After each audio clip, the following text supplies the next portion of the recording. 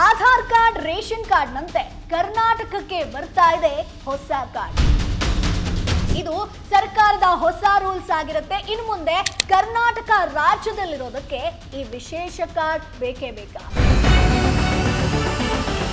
ನಿಮ್ಮ ಬಳಿ ಈ ಕಾರ್ಡ್ ಇಲ್ಲದಿದ್ರೆ ಮುಂದಿನ ದಿನಗಳಲ್ಲಿ ಗ್ಯಾರಂಟಿ ಯೋಜನೆಗಳ ಸೌಲಭ್ಯ ಕೂಡ ಕಟ್ ಆಗುತ್ತಾ?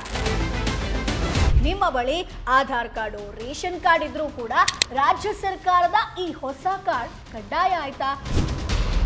ಈ ಕಾರ್ಡನ್ನ ಪಡೆಯುವುದಕ್ಕೆ ಸರ್ಕಾರ ವಿಧಿಸಿರುವಂತ ಆ 8 ಕಟ್ಟುನಿಟ್ಟಿನ ನಿಯಮಗಳೇನು? ನೀವು ಈ ಲಿಸ್ಟ್ ನಲ್ಲಿ ಬರ್ತೀರಾ? ಆನ್ಲೈನ್ ಮತ್ತು ಆಫ್ಲೈನ್ ಮೂಲಕ ಕೇವಲ 21 ದಿನಗಳಲ್ಲಿ ಈ ಮಹತ್ವದ ದಾಖಲೆಯನ್ನ ಪಡೆಯೋದಕ್ಕೆ ಅರ್ಜಿ ಸಲ್ಲಿಸೋದಾದ್ರೂ ಹೇಗೆ? ಹೊಸ ಕಾರ್ಡ್ ಬಗೆಗಿನ ಕಂಪ್ಲೀಟ್ ಡೀಟೇಲ್ಸ್ ಅನ್ನ ಈ ವಿಡಿಯೋದಲ್ಲಿ ತಿಳಿಸ್ಕೊಡ್ತೀನಿ. ಸರ್ಕಾರ ಕೊಟ್ಟಿರುವಂತ ಮೇಜರ್ ಅಪ್ಡೇಟ್ ಇದು. ಸೊ ಹಾಗಾಗಿ ವಿಡಿಯೋವನ್ನ ಕೊನೆ ತನಕ ಮಿಸ್ ಮಾಡದೆ ನೋಡಿ.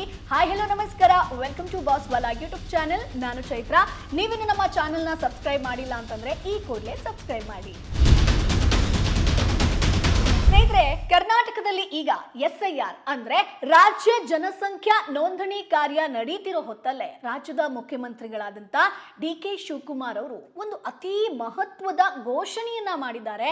ಅದೇನಪ್ಪಾ ಅಂತಂದ್ರೆ, ಇನ್ನು ಮುಂದೆ ರಾಜ್ಯದ ಪ್ರತಿ ಮನೆಗೂ ಕೂಡ ಶಾಶ್ವತ ನಿವಾಸ ಪ್ರಮಾಣ ಪತ್ರ ಅಥವಾ ನಾವು ಪರ್ಮನೆಂಟ್ ರೆಸಿಡೆನ್ಷಿಯಲ್ ಸರ್ಟಿಫಿಕೇಟ್ ಅಂತ ಹೇಳ್ತೀವಿ, ಅದನ್ನ ಕೊಡ್ತೀವಿ ಅಂತ ಹೇಳಿದ್ದಾರೆ. ಸೊ ಎಲ್ರಿಗೂ ಕೂಡ ಕನ್ಫ್ಯೂಷನ್ ಆಗಿದೆ, ಹೇಗಪ್ಪ ಇದು ಮಾಡಿಸೋದು ಅಂತ. ಒಂದು ಕಡೆ ಸರ್ಕಾರದ ಈ ನಡೆಗೆ ವಿರೋಧ ಪಕ್ಷವಾದಂತ ಬಿಜೆಪಿ ತೀವ್ರ ಆಕ್ಷೇಪವನ್ನ ವ್ಯಕ್ತಪಡಿಸ್ತಾ ಇದೆ. ಇದು ಸಂವಿಧಾನದ ಉಲ್ಲಂಘನೆ ಅಂತ ಆರೋಪ ಮಾಡ್ತಾ ಇದೆ. ಆದ್ರೆ ಇನ್ನೊಂದು ಕಡೆ ರಾಜ್ಯ ಸರ್ಕಾರ ಮಾತ್ರ ಜನರೇ ಇದರ ಸದುಪಯೋಗವನ್ನ ಮಾಡ್ಕೊಳ್ಳಿ, ನಾವು ಹೊರಗಿನವರನ್ನ ಫಿಲ್ಟರ್ ಮಾಡುವಂತ ಕೆಲಸ ಮಾಡ್ತಿದ್ದೀವಿ ಅಂತ ಸ್ಪಷ್ಟವಾಗಿ ಕ್ಲಾರಿಫಿಕೇಶನ್ ಅನ್ನ ಕೊಟ್ಟಿದೆ. ಸ್ನೇಹಿತರೆ, ಹಾಗಿದ್ರೆ ನೀವು ಕೇಳ್ಬೋದು, ಏನಿದು ಶಾಶ್ವತ ನಿವಾಸ ಪ್ರಮಾಣ ಪತ್ರ? ಆಲ್ರೆಡಿ ನಮ್ಮ ಹತ್ರ ಆಧಾರ್ ಕಾರ್ಡ್ ಇದೆ, ರೇಷನ್ ಕಾರ್ಡ್ ಇದೆ, ವೋಟರ್ ID ಕೂಡ ಇದೆ. ಇವೆಲ್ಲ ಐಡೆಂಟಿಟಿ ಪ್ರೂಫ್ಗಳಲ್ವಾ ಮೇಡಮ್? ಮತ್ತೆ ಈ PRC ಏನ್ ಮಾಡುತ್ತೆ? ಇದು ಯಾಕೆ ಬೇಕು? ಇದರಿಂದ ನಮ್ಗೆ ಏನೇನ್ ಬೆನಿಫಿಟ್? ಸೊ ನೀವು ಇದಕ್ಕೆ ಯಾವ ರೀತಿ ಅರ್ಜಿ ಹಾಕಬೇಕು ಅಂತಂದ್ರೆ ಪ್ರಕ್ರಿಯೆ ಹೇಗಿರುತ್ತೆ, ಏನೇನ್ ಡಾಕ್ಯುಮೆಂಟ್ಸ್ ಬೇಕು, ಯಾವ ಆಧಾರದ ಮೇಲೆ, ಯಾವ ನಿಯಮಗಳ ಅಡಿಯಲ್ಲಿ ಅಧಿಕಾರಿಗಳು ಈ ಸರ್ಟಿಫಿಕೇಟ್ ಅನ್ನ ಕೊಡ್ತಾ ಇದ್ದಾರೆ, ಇವೆಲ್ಲದರ ಬಗ್ಗೆ ಸ್ಟೆಪ್ ಬೈ ಸ್ಟೆಪ್ ಈಸಿಯಾಗಿ ಈ ವಿಡಿಯೋದಲ್ಲಿ ತಿಳಿಸ್ಕೊಡ್ತೀನಿ. ಸೊ ಹೇಗೆ, ಯಾವ ರೀತಿಯಾಗಿ ನೀವು ಇದಕ್ಕೆ ಅಪ್ಲೈ ಮಾಡಬೇಕು ಅನ್ನೋದು ಕಂಪ್ಲೀಟ್ ಆಗಿ ನಿಮಗೆ ಮಾಹಿತಿ ಸಿಕ್ಕಿಬಿಡುತ್ತೆ. ಸೊ ಮೊದಲನೇದಾಗಿ ಶಾಶ್ವತ ನಿವಾಸ ಪ್ರಮಾಣ ಪತ್ರ PRC ಅಂದ್ರೆ ಏನು ಅಂತ ನೋಡೋಣ. ಸೊ ಇದನ್ನ ಇಂಗ್ಲಿಷ್ ಅಲ್ಲಿ ನಾವು ಪರ್ಮನೆಂಟ್ ರೆಸಿಡೆನ್ಸಿ ಸರ್ಟಿಫಿಕೇಟ್ ಅಂತ ಹೇಳ್ತೀವಿ, ಅಥವಾ ಶಾರ್ಟ್ ಕಟ್ ಆಗಿ PRC ಅಂತ ಕರಿತೀವಿ. ಸೊ ಹೆಸರೇ ಹೇಳೋ ಹಾಗೆ ನೀವು ಕರ್ನಾಟಕದಲ್ಲೇ ಪರ್ಮನೆಂಟ್ ಆಗಿ ಅಂದ್ರೆ ಕಾಯಂ ಆಗಿ ವಾಸ ಮಾಡ್ತಿದ್ದೀರಿ ಅನ್ನೋದಕ್ಕೆ ಸರ್ಕಾರ ಅಧಿಕೃತವಾಗಿ ನೀಡುವಂತ ಒಂದು ಸಾಕ್ಷಿ ಅಥವಾ ಪ್ರೂಫ್ ಆಗಿರುತ್ತೆ. ಸ್ನೇಹಿತರೆ, ಇಲ್ಲಿ ನಿಮ್ಮ ಒಂದು ಮನಸ್ಸಲ್ಲಿ ಪ್ರಶ್ನೆ ಮೂಡಬಹುದು, ಒಬ್ಬ ವ್ಯಕ್ತಿ ಈ ದೇಶದ ಪ್ರಜೆನೋ ಅಥವಾ ಶಾಶ್ವತ ನಿವಾಸಿನೋ ಅಂತ ಡಿಸೈಡ್ ಮಾಡೋದು ಕೇಂದ್ರ ಸರ್ಕಾರ ಅಲ್ವಾ? ಅದಕ್ಕೆ ಪೌರತ್ವ ಕಾಯ್ದೆಗಳೆಲ್ಲ ಇದೆಯಲ್ವಾ? ಸೊ ಹಾಗಿದ್ಮೇಲೆ ರಾಜ್ಯ ಸರ್ಕಾರಕ್ಕೆ ಇದ್ಯಾಕೆ ಹೊಸ ಉಸಾಬರಿ ಅಂತ ಖಂಡಿತ ನೀವು ಪ್ರಶ್ನೆ ಮಾಡಬಹುದು. ಸೊ ನಿಮ್ಮ ಪ್ರಶ್ನೆ ಲಾಜಿಕಲ್ ಆಗಿದೆ, ಆದ್ರೆ ಇಲ್ಲಿ ನೀವು ಅರ್ಥ ಮಾಡ್ಕೊಳ್ಬೇಕಾಗಿರೋದು ಒಂದು ಟೆಕ್ನಿಕಲ್ ವಿಚಾರದ ಬಗ್ಗೆ. ಸ್ನೇಹಿತರೆ, ಭಾರತದಲ್ಲಿ ಕೇಂದ್ರ ಸರ್ಕಾರ ನೇರವಾಗಿ ಯಾವುದೇ ವ್ಯಕ್ತಿಗೆ ಸೆಂಟ್ರಲ್ ಡೊಮೈಸಿಲ್ ಅಥವಾ PRC ಅಂತ ಪ್ರತ್ಯೇಕವಾಗಿ ಒಂದು ಸರ್ಟಿಫಿಕೇಟ್ ಅನ್ನ ಪ್ರಿಂಟ್ ಮಾಡಿ ಕೈ ಕೊಡಲ್ಲ. ಇದರ ಬದಲಾಗಿ ಕೇಂದ್ರ ಗೃಹ ಇಲಾಖೆ, ಮಿನಿಸ್ಟ್ರಿ ಆಫ್ ಹೋಮ್ ಅಫೇರ್ಸ್, ಒಬ್ಬ ವ್ಯಕ್ತಿ ಈ ದೇಶದ ಅಥವಾ ಒಂದು ನಿರ್ದಿಷ್ಟ ರಾಜ್ಯದ ಶಾಶ್ವತ ನಿವಾಸಿ ಅಂತ ಗುರುತಿಸೋದಕ್ಕೆ 11 ಬೇಸಿಕ್ ಮಾನದಂಡಗಳನ್ನ ನಿಗದಿ ಮಾಡಿದೆ.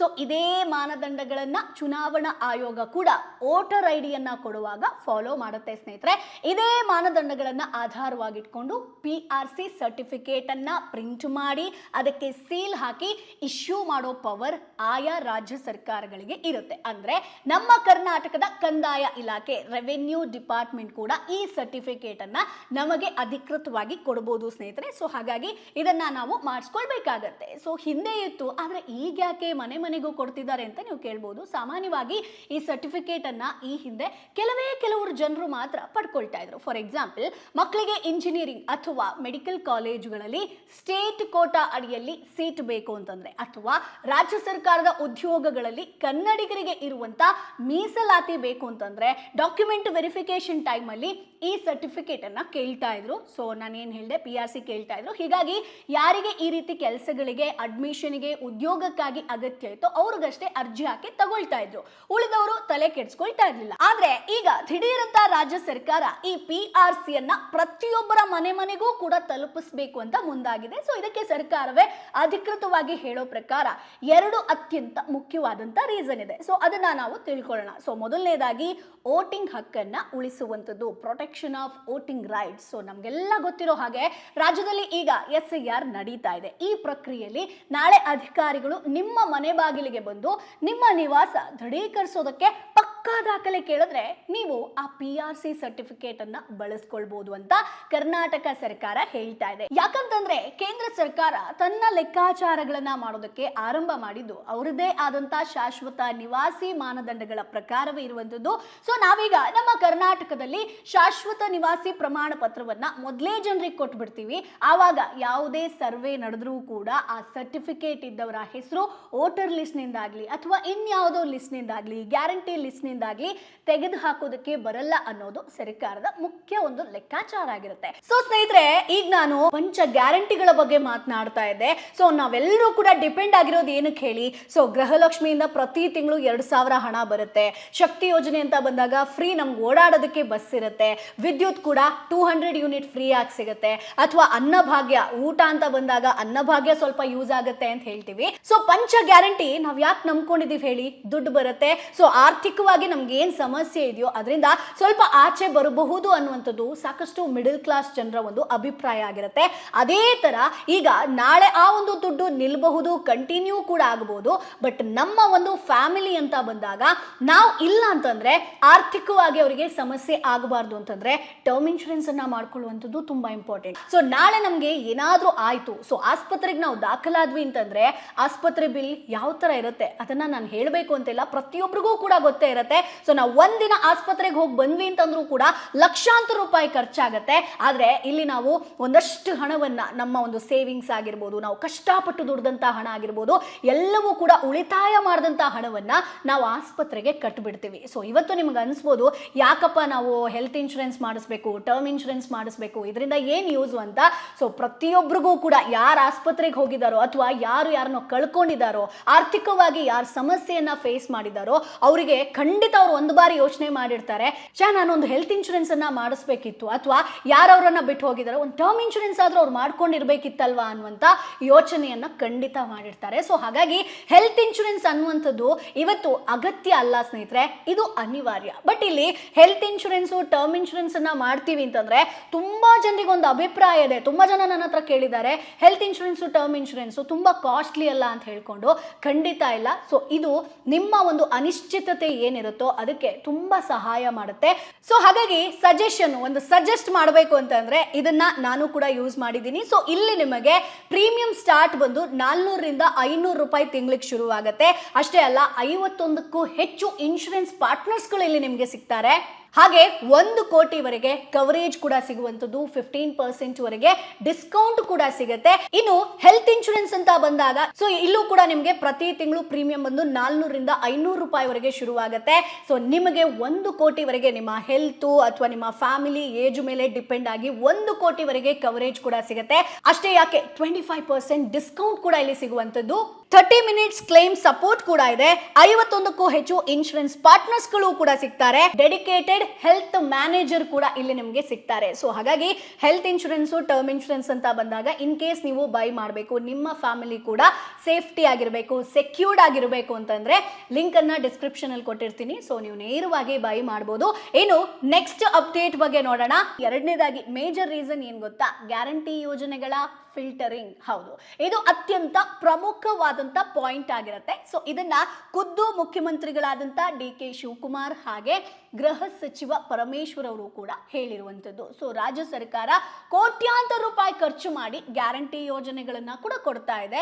ಸೊ ಪ್ರತಿ ತಿಂಗಳು ದುಡ್ಡು ನಿಮಗೆ ಬರ್ತಾ ಇದೆ, ಅಥವಾ ಎಲೆಕ್ಟ್ರಿಸಿಟಿ ಆಗಿರ್ಬೋದು. ಈ ಗ್ಯಾರಂಟಿಯ ಲಾಭ ಕೇವಲ ಅಪ್ಪಟ ಕನ್ನಡಿಗರಿಗೆ, ಅಂದ್ರೆ ರಾಜ್ಯದ ಮೂಲ ನಿವಾಸಿಗಳಿಗೆ ಮಾತ್ರ ರೀಚ್ ಔಟ್ ಆಗಬೇಕು. ಬೇರೆ ರಾಜ್ಯಗಳಿಂದ ಬಂದು ಇಲ್ಲಿ ತಾತ್ಕಾಲಿಕವಾಗಿ ನೆಲೆಸಿರೋರು ಈ ಯೋಜನೆಗಳ ಲಾಭವನ್ನ ಪಡಿಬಾರ್ದು ಅನ್ನೋ ರೀಸನ್ಗೆ ಹೊರಗಿನವರನ್ನ ಫಿಲ್ಟರ್ ಮಾಡೋದಕ್ಕೆ ಈ ಸರ್ಟಿಫಿಕೇಟ್ ಸಿಕ್ಕಾಪಟ್ಟೆ ಹೆಲ್ಪ್ಫುಲ್ ಆಗುತ್ತೆ. ಸೊ ಮುಂದಿನ ದಿನಗಳಲ್ಲಿ ಗ್ಯಾರಂಟಿ ಯೋಜನೆಯನ್ನ ಮುಂದುವರಿಸೋದಕ್ಕೆ ಇದು ಕಡ್ಡಾಯ ಆದರೂ ಕೂಡ ಅಚ್ಚರಿ ಇಲ್ಲ. ಸೊ ಗ್ಯಾರಂಟಿ ಯೋಜನೆಗಳ ಫಿಲ್ಟರ್ ಆರಂಭ ಆಯಿತು. ಸೊ ಗೃಹಲಕ್ಷ್ಮಿಗೂ ಕೂಡ ಈ ಕಾರ್ಡನ್ನ ಕೇಳಿದ್ರು ಕೇಳಬಹುದು. ಸೊ ಕಂದಾಯ ಇಲಾಖೆ ಈ ಪ್ರಕ್ರಿಯೆಯನ್ನ ಟ್ರಾನ್ಸ್ಪರೆಂಟ್ ಆಗಿ ಕಾನೂನುಬದ್ಧಗೊಳಿಸೋದಕ್ಕೆ ಉದ್ದೇಶದಿಂದ ಕರ್ನಾಟಕ ಶಾಶ್ವತ ನಿವಾಸ ಪ್ರಮಾಣ ಪತ್ರ ಮಾರ್ಗಸೂಚಿ 2026 ಜಾರಿಗೆ ತಂದಿದೆ. ಸರ್ಕಾರದ ಹೊಸ ಆದೇಶದ ಪ್ರಕಾರ ಶಾಶ್ವತ ನಿವಾಸ ಪ್ರಮಾಣ ಪತ್ರ ಪಡೆಯೋದಕ್ಕೆ ಯಾರು ಅರ್ಹರು, ಎಲ್ಲಿ ಅರ್ಜಿ ಸಲ್ಲಿಸಬೇಕು ಅನ್ನೋದನ್ನ ಡೀಟೇಲ್ ಆಗಿ ನೋಡ್ತಾ ಹೋಗೋಣ. ಸೊ ಮೊದಲನೇದಾಗಿ ಡಾಕ್ಯುಮೆಂಟ್ಸ್ ಏನೇನು ಬೇಕು ಅಂತ ಹೇಳ್ತೀನಿ.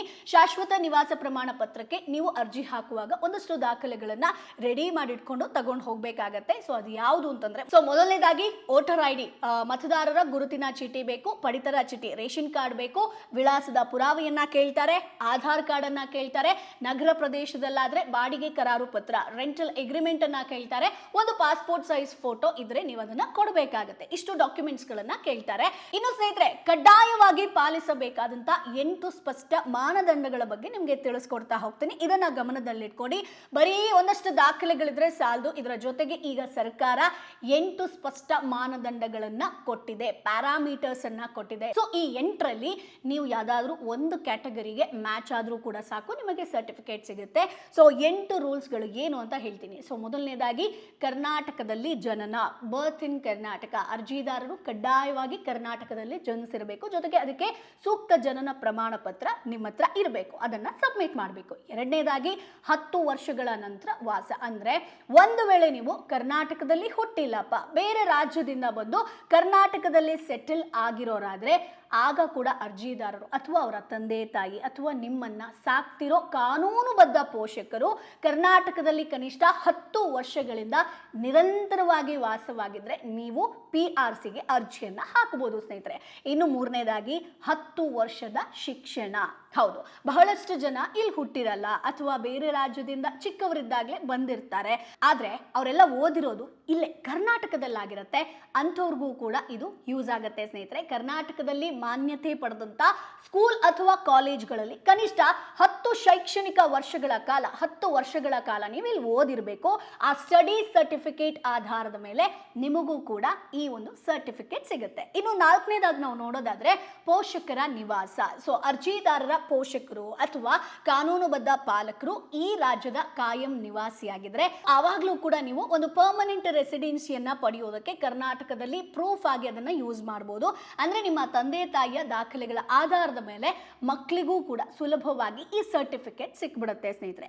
ಇನ್ನು ಐದನೇದಾಗಿ ಪ್ರಾಪರ್ಟಿ ಓನರ್ಶಿಪ್, ಆಸ್ತಿ ಪಾಸ್ತಿ ಅಂತ ಹೇಳ್ತೀವಿ. ಸೊ ಕರ್ನಾಟಕದಲ್ಲಿ ನಿಮ್ಮ ಹೆಸರಲ್ಲಿ ಅಥವಾ ನಿಮ್ಮ ಕುಟುಂಬದ ಹೆಸರಲ್ಲಿ ಮನೆ, ಸೈಟು, ಜಮೀನು, ಕೃಷಿ ಭೂಮಿ ಈ ರೀತಿ ಯಾವುದೇ ಆಸ್ತಿ ಇತ್ತು ಅಂತಂದ್ರೆ ಆವಾಗ್ಲೂ ಕೂಡ ನಿಮಗೆ ಈ ಸರ್ಟಿಫಿಕೇಟ್ ಸಿಗುತ್ತೆ. ಸೊ ಇಲ್ಲಿ ನೀವು ಅಬ್ಸರ್ವ್ ಮಾಡಬೇಕಾದಂತ ಮುಖ್ಯ ಅಂಶ ಏನಪ್ಪಾ ಅಂತಂದ್ರೆ, ನೀವು ಬರೀ ಓನರ್ ಆಗಿರ್ಬೇಕು ಅಂತಿಲ್ಲ.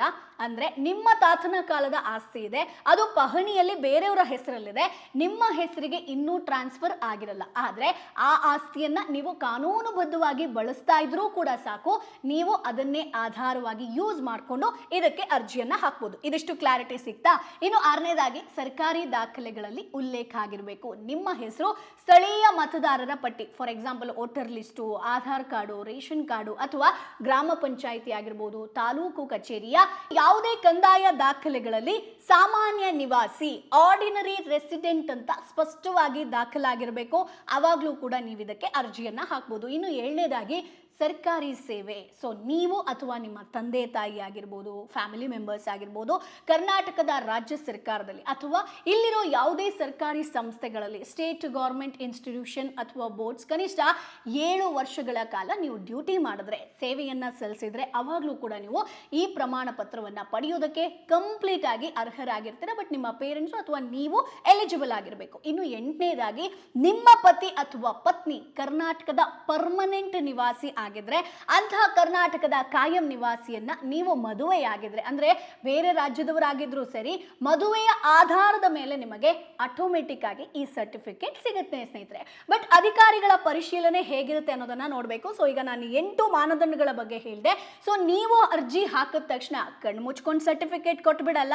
ಒಂದು ವೇಳೆ ನೀವು ಸಲ್ಲಿಸಿರುವಂತಹ ದಾಖಲೆಗಳು ಅಪೂರ್ಣ ಆಗಿದ್ರೆ, ಇನ್ಕಂಪ್ಲೀಟ್ ಆಗಿದ್ರೆ, ಅಧಿಕಾರಿಗಳಿಗೆ ನಿಮ್ಮ ದಾಖಲೆಗಳ ಮೇಲೆ ಯಾವುದೇ ಸಣ್ಣ ಸಣ್ಣ ಡೌಟ್ ಬಂತು ಅಂತಂದ್ರೂ ಕೂಡ ಪ್ರಮಾಣ ಪತ್ರ ನೀಡೋ ಅಧಿಕಾರಿ ಅಂದ್ರೆ ಅಥಾರಿಟಿ, ಗ್ರಾಮ ಲೆಕ್ಕಾಧಿಕಾರಿ, ವಿಲೇಜ್ ಅಕೌಂಟೆಂಟ್ ಅಥವಾ ಕಂದಾಯ ನಿರೀಕ್ಷಕರಿಂದ ನಿಮ್ಮ ಮನೆಗೆ ಬಂದು ಸ್ಥಳೀಯ ವಿಚಾರಣೆಯನ್ನ ಮಾಡಬಹುದು ಸ್ನೇಹಿತರೆ. ಆಮೇಲೆ ರಿಪೋರ್ಟ್ ಅನ್ನ ಪಡ್ಕೋಬಹುದು. ಇಲ್ಲಿ ಯಾವಾಗ ನೀವೇನಾದ್ರೂ ಇನ್ಕಂಪ್ಲೀಟ್ ತಪ್ಪು ಮಾಹಿತಿ ಕೊಟ್ಟಿದ್ರಿ ಅಂತಂದ್ರೆ ಇಲ್ಲಿ ಇನ್ನೊಂದು ಪ್ಲಸ್ ಪಾಯಿಂಟ್ ಏನಪ್ಪಾ ಅಂತಂದ್ರೆ ಅಧಿಕಾರಿಗಳು ನಿಮ್ಮ ಅರ್ಜಿಯನ್ನ ಸುಮ್ಮನೆ ರಿಜೆಕ್ಟ್ ಮಾಡೋದಿಲ್ಲ. ಪ್ರಮಾಣ ಪತ್ರವನ್ನ ಮಂಜೂರು ಮಾಡೋದಕ್ಕಾಗ್ಲಿ ಅಥವಾ ತಿರಸ್ಕರಿಸೋದಕ್ಕಾಗ್ಲಿ ಅಧಿಕಾರಿಗಳು ನಿಮಗೆ ಸ್ಪಷ್ಟವಾದ ರೀಸನ್ ಅನ್ನ ಲಿಖಿತ ರೂಪದಲ್ಲಿ ಕೊಡೋದು ಕಡ್ಡಾಯ ಆಗಿರುತ್ತೆ. ಸೊ ಹಾಗಾಗಿ ಯಾಕೆ ರಿಜೆಕ್ಟ್ ಆಯ್ತು ಏನು ಎತ್ತ ಅನ್ನೋದನ್ನ ಅವರು ರಿಟರ್ನ್ ಫಾರ್ಮೆಟ್ ಅಲ್ಲಿ ಕೊಡಬೇಕಾಗುತ್ತೆ. ಇನ್ನು ಸ್ನೇಹಿತರೆ ಇನ್ನೊಂದು ಹೇಳಲೇಬೇಕು, ನಕಲಿ ದಾಖಲೆ ಕೊಟ್ರೆ ಕಂಟಕ ಅಂತೂ ಕಾದಿದೆ.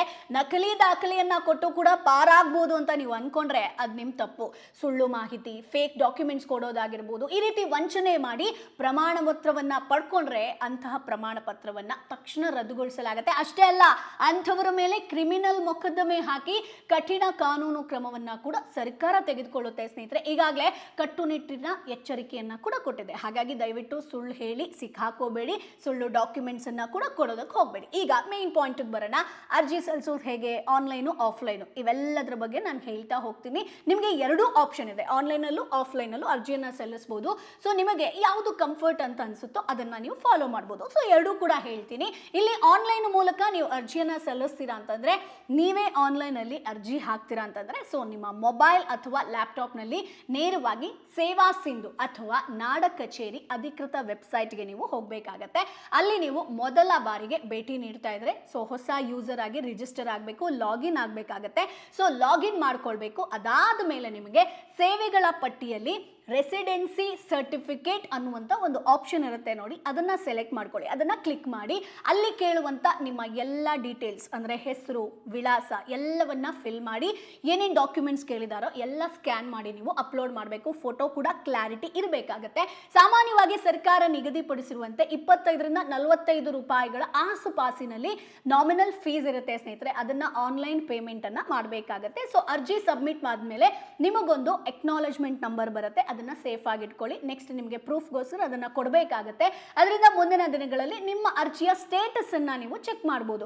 ಅರ್ಜಿ ಏನಾಯ್ತು, ಎಲ್ಲಿವರೆಗೆ ಬಂದಿದೆ ಪ್ರೊಸೆಸ್ ಅಂತ ಇಲ್ಲಿ ಟ್ರ್ಯಾಕ್ ಮಾಡಬಹುದು. ಸೊ ಹಾಗಾದ್ರೆ ನನಗೆ ಆನ್ಲೈನ್ ಗೊತ್ತಿಲ್ಲ ಮೇಡಮ್, ಮೊಬೈಲು ಲ್ಯಾಪ್ಟಾಪ್ ಅಲ್ಲಿ ಹೇಗೆ ಮಾಡಬೇಕು ಅಂತ ಗೊತ್ತಿಲ್ಲ, ಆಫ್ಲೈನ್ ಅಲ್ಲಿ ಹೇಗೆ, ಅದನ್ನ ಕೂಡ ಹೇಳ್ತೀನಿ. ನಿಮಗೆ ಆನ್ಲೈನ್ ಗೊತ್ತಾಗಲ್ಲ ಅಂತಂದ್ರೆ ಟೆನ್ಷನ್ ಬೇಡ. ಆಫ್ಲೈನ್ ಅಲ್ಲೂ ಕೂಡ ನಿಮಗೆ ನೇರವಾಗಿ ನಿಮ್ಮ ಹತ್ತಿರದ ಬೆಂಗಳೂರು 1, ಗ್ರಾಮ 1 ಅಥವಾ ಕಾಮನ್ ಸರ್ವಿಸ್ ಸೆಂಟರ್ಗಳಿಗೆ ನೀವು ಹೋಗ್ಬೋದು. ಅಲ್ಲಿ ನಿಮಗೆ ಫಿಸಿಕಲ್ ಫಾರ್ಮ್ ಅನ್ನ ಕೊಡ್ತಾರೆ. ಅಂದ್ರೆ ನಾರ್ಮಲ್ ನಾವು ಬರಿತೀವಲ್ವ ಆ ರೀತಿ ಫಾರ್ಮ್ ಅನ್ನ ಕೊಡ್ತಾರೆ. ಅದನ್ನ ಪೆನ್ನಲ್ಲಿ ಸ್ಪಷ್ಟವಾಗಿ ಭರ್ತಿ ಮಾಡಿ ನಿಮ್ಮ ಎಲ್ಲ ದಾಖಲೆಗಳ ಜೆರಾಕ್ಸ್ ಕಾಪಿಯನ್ನ ಅದಕ್ಕೆ ಅಟ್ಯಾಚ್ ಮಾಡಿ ಆಮೇಲೆ ಅದನ್ನ ಸೆಂಟರ್ ಆಪರೇಟರ್ಗೆ ನೀವು ಕೊಡಬೇಕಾಗತ್ತೆ ಸ್ನೇಹಿತರೆ. ಅವರೇ ನಿಮ್ಮ ಪರವಾಗಿ ನಿಮ್ಮೆಲ್ಲ ಡೀಟೇಲ್ಸ್ ಅನ್ನ ಸಿಸ್ಟಮ್ ನಲ್ಲಿ ಆನ್ಲೈನ್ ನಲ್ಲಿ ಅಪ್ಲೋಡ್ ಮಾಡ್ತಾರೆ, ಅವರೇ ಮಾಡ್ಕೋತಾರೆ. ಇದಾದ ಮೇಲೆ ನಿಮ್ಮ ಅರ್ಜಿಯನ್ನ ಸಂಬಂಧಪಟ್ಟಂತ ಕಂದಾಯ ಅಧಿಕಾರಿಗಳು ಚೆಕ್ ಮಾಡ್ತಾರೆ ಸ್ನೇಹಿತರೆ. ಗರಿಷ್ಠ 21 ದಿನಗಳ ಒಳಗೆ ನಿಮಗೆ ಸರ್ಟಿಫಿಕೇಟ್ ಅನ್ನ ಇಶ್ಯೂ ಮಾಡ್ತಾರೆ. ಅಂದ್ರೆ ನೀವೆಲ್ಲ ಎಲಿಜಿಬಲ್ ಆಗಿದ್ರಿ, ಡಾಕ್ಯುಮೆಂಟ್ಸ್ ಕರೆಕ್ಟ್ ಆಗಿತ್ತು ಅಂತಂದ್ರೆ ನಿಮಗೆ ಸಿಗುತ್ತೆ. ಸೊ ಫ್ರೆಂಡ್ಸ್, ಇದಾಗಿತ್ತು ಕರ್ನಾಟಕ ಸರ್ಕಾರ ಮನೆ ಮನೆಗೆ ಹಂಚೋದಕ್ಕೆ ಹೊರಟಿರುವಂತ ಅತ್ಯಂತ ಮಹತ್ವದ ಪರ್ಮನೆಂಟ್ ರೆಸಿಡೆನ್ಸಿ ಸರ್ಟಿಫಿಕೇಟ್ PRC ಸಂಬಂಧಪಟ್ಟಂತ ಕಂಪ್ಲೀಟ್ ಮಾಹಿತಿಯನ್ನ ಇಲ್ಲಿ ನಿಮಗೆ ಕೊಟ್ಟಿದ್ದೀನಿ. ಸೊ ಈ ವಿಡಿಯೋ ನಿಮಗೆ ಯೂಸ್ಫುಲ್ ಆಗಿರುತ್ತೆ ಅಂತ ಅನ್ಕೊಳ್ತೀನಿ. ಏನಾದರೂ ಡೌಟ್ಸ್ ಇತ್ತು ಅಂತಂದ್ರೆ ನೇರವಾಗಿ ಕಮೆಂಟ್ ಬಾಕ್ಸ್ ಅಲ್ಲಿ ನೀವು ಕೇಳ್ಬೋದು, ಉತ್ತರವನ್ನ ಕೊಡ್ತೀವಿ. ಸೊ ಈ ವಿಡಿಯೋನ ಒಂದಷ್ಟು ಜನರಿಗೆ ಶೇರ್ ಮಾಡೋದನ್ನ ಮರಿಬೇಡಿ. ಬಿಕಾಸ್ ಎಲ್ಲರೂ ಕೂಡ ಗೃಹ ಜ್ಯೋತಿಗೆ ಸಂಬಂಧಪಟ್ಟಂಗೆ, ಗೃಹಲಕ್ಷ್ಮಿಗೆ ಸಂಬಂಧಪಟ್ಟಂಗೆ, ವೋಟರ್ ಐಡಿಗೆ ಸಂಬಂಧಪಟ್ಟಂಗೆ ಒಂದಷ್ಟು ಕರೆಕ್ಷನ್ ಮಾಡ್ಕೊಳ್ಳೋದ್ರಲ್ಲೆಲ್ಲ ಬ್ಯುಸಿ ಆಗಿದ್ದಾರೆ. ಜೊತೆಗೆ ಕರ್ನಾಟಕ ಸರ್ಕಾರ ಈ ಒಂದು ವಿಚಾರವನ್ನ ಈಗ ಪರಿಗಣನೆಗೆ ತಗೊಂಡಿದೆ. ಸೊ ಇದ್ರ ಬಗ್ಗೆ ಕೂಡ ಒಂದಷ್ಟು ಜನರಿಗೆ ಗೊತ್ತಾಗಬೇಕು ಅಂತಂದ್ರೆ ಈ ವಿಡಿಯೋನ ನೋಡಿದ ತಕ್ಷಣ ನೀವು ನಿಮ್ಮ ಫ್ರೆಂಡ್ಸು ಫ್ಯಾಮಿಲಿಗೆ ಶೇರ್ ಮಾಡೋದನ್ನ ಮರಿಬೇಡಿ. ಮುಂದಿನ ಎಪಿಸೋಡ್ ಅಲ್ಲಿ ಮತ್ತೆ ನಿಮ್ಮನ್ನ ಭೇಟಿ ಆಗ್ತೀನಿ. ಅಲ್ಲಿವರೆಗೂ ಬೈ ಬಾಯ್. ಬ್ರ್ಯಾಂಡ್ ಪಾರ್ಟ್ನರ್ಶಿಪ್ ಮತ್ತು ಜಾಹೀರಾತಿಗಾಗಿ ಸಂಪರ್ಕಿಸಿ brand@bosswala.com. WhatsApp number 9108014192. Bosswala. Be the boss.